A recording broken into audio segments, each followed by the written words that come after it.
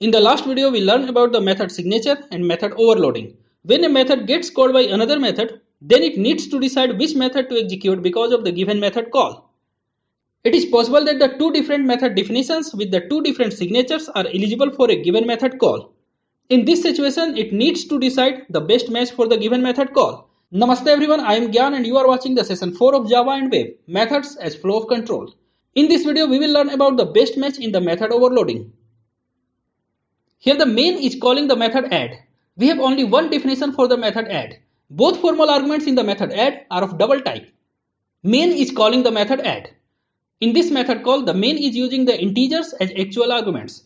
The both actual arguments here are integers. We know that the integers can be copied into the double variable. So the first actual argument gets copied into the variable at the first formal argument, and the second actual argument gets copied into the variable in the second formal argument. That's how when we call the method add with integers as the actual arguments, then both integers will be printed as double. It will print x is equal to 2.0 and y is equal to 3.0. In the second call of the method add, both actual arguments are of type double, and the literal double can be easily copied into the double variable.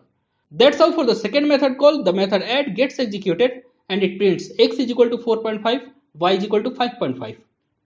Let me execute this code in a Java program. Open bestmatch.java. And this is the code. This is the same code. We have the method definition of add and we have the method definition of main. Main is calling add two times, once with the integer actual arguments and other with the double actual arguments. Let me save and compile this code. Java C bestmatch.java.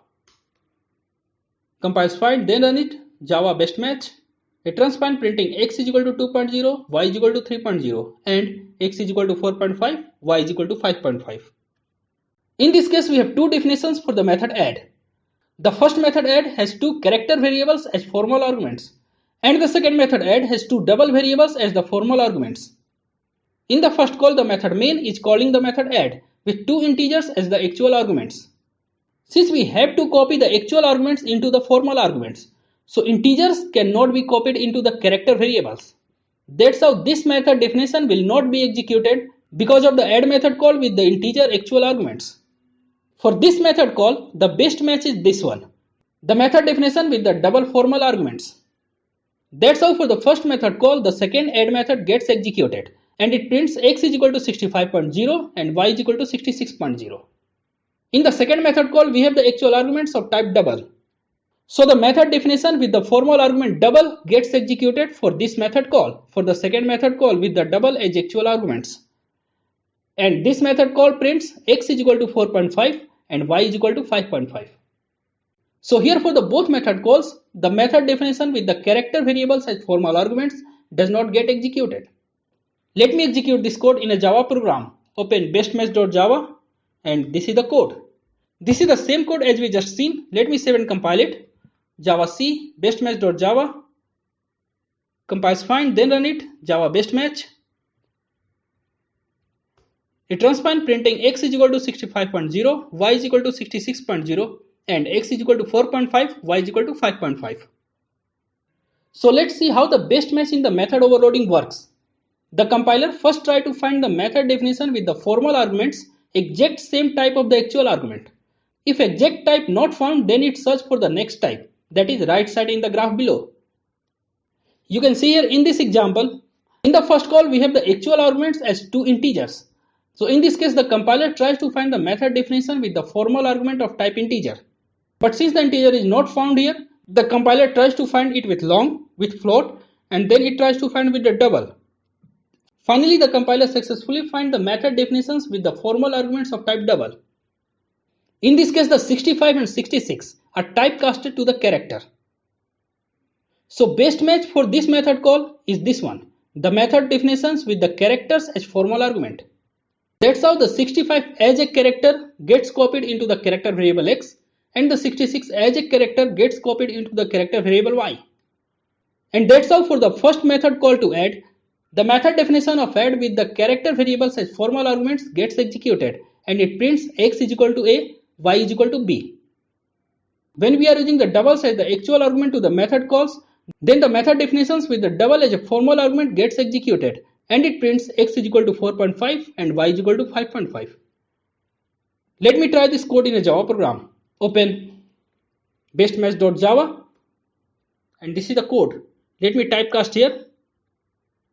Right here char, typecast the 65 to character and typecast the 66 to character. Now both integers has been typecasted to character. That's how best match for this method call is this one. The method definitions with the characters as formal arguments. Let me save and compile this code. Java C bestmatch.java. Compiles fine, then run it. Java bestmatch. It runs fine, printing x is equal to a, y is equal to b, and x is equal to 4.5, y is equal to 5.5. Here you can see the first method call is with the character literals, and the method definition of the method add with the characters as formal arguments is not present in the code. That's how for the first method call, for the method called with the character literals as an actual argument, the method definition with the double as formal arguments gets executed and it prints double x is equal to 65.0 because Unicode of a, that is 65, gets copied into the double variable x, and y is equal to 66.0. When we call the same method add with the double as actual arguments, then this method only has to execute because this method definition has the double as formal arguments. So calling the method for second time with double as an actual argument, it prints double x is equal to 4.5 and y is equal to 5.5. Let me try to execute this code in a Java program. Open bestmatch.java and comment out this line of code. Comment out the method add with characters as formal argument. Now we have only one definition of the method add with double as formal arguments. At this time, calling the method add with the character will cause to call the method add with double as formal argument. Let me save and compile it. Java C bestmatch.java. Compiles fine, run it. Java bestmatch. It runs fine, printing 65.0, 66.0 and x is equal to 4.5, 5.5. If I write here character literal a, instead of typecasting the integer literal 65, just write here character literal a. And write here character literal b. Now save and compile it. Java C bestmatch.java. Compiles fine, then run it. Java bestmatch. It runs fine and printing the same. In this case, we have two definitions of the method add. One definition is with the formal argument of type long, and other definition is with the formal argument of type double. At the first time, we are calling the method add with two character literals. In this code, we do not have any definition of the method add with the characters as formal argument. So compiler here does not find the exact match. Here we need to find the best match. Let's see the graph. We have the method definitions with the formal arguments as long and double, and we are using the character literals as the actual argument. So nearest data type to the character is long. That's how when you call the method add with character literals as the actual argument, it will call the definition of the method add with the long as the formal argument. So in this case, the first call to the method add will call the method add with the long as the formal argument. Let me try to execute this code in a Java program. Open bestmatch.java and this is the code. When you call the method add with the character literals as the actual arguments, it will try to find the best match. Because the definition of the method add with the characters as a formal arguments is not present here. That's how this method call will try to find the best match. And the best match for this method call is this one. The method definitions with the long as the formal argument. For the second method call, we can find the exact match. Because here we are passing the double literals as the actual argument. And we have the definition of the method add with double as the formal argument. Let me save and compile it. Java C bestmatch.java. Compiles fine, then run it. Java bestmatch. It runs fine, printing long x is equal to 65, y is equal to 65, and double x is equal to 4.5, y is equal to 5.5. Here we have two method definitions of the method add. One with the formal argument as long and other with the formal argument as float. When you call the method add with the character literals as actual arguments, we cannot find the exact match for this method call. The most suitable method for this method call is the method definition with the long as formal argument. So in this case, for the method call with the character literals as actual argument, we have to call the method definition with the long as the formal arguments. But look at here. When we call the method add with double literals as the actual argument, So there is no definition of the add with the double literals as the formal argument. We cannot use any of these two definitions. That means the definition of add with long as the formal argument or the definition of add with the float as the formal argument for the execution because of the method call of add as double as the actual argument. Because the double literal cannot be copied into the long variable or float variable. That's how the second method call, the method call with the double as the actual argument, results in error. The compiler throws the error no suitable method found for the add double double. Let me try to execute this code in a Java program. Open bestmatch.java and this is the code. Right here float instead of double. I want the method definition add by using the float as formal arguments. Right here float. Save and compile it. Java C bestmatch.java. Compiler throws an error, no suitable method found for the add double comma double. Here the compiler is expecting that a definition of add method should be present with the doubles as the formal arguments. But what the compiler finds is add with the long as the formal argument and add with the float as the formal argument, and both are not applicable. Look at here. Here we have the three definitions of the method add. One definition is with the formal arguments of type integer. Other definition is with the formal arguments of type long. And the third definition is with the formal arguments of type double. When the method main first time calls the method add as character literals as the actual argument, then all the three method definitions are eligible for execution because the character can be copied into the integer, long or double. Here there is no exact match for the character literals as the actual argument. Here is no any definition of the method add with the characters as the formal arguments. For the one method call, only one method definition can execute. So here we need to find best match when we call the add method with the characters as the actual argument. The data type most near to the character in the given graph is integer. If you go to that graph, you can see the next nearest data type to the character is integer.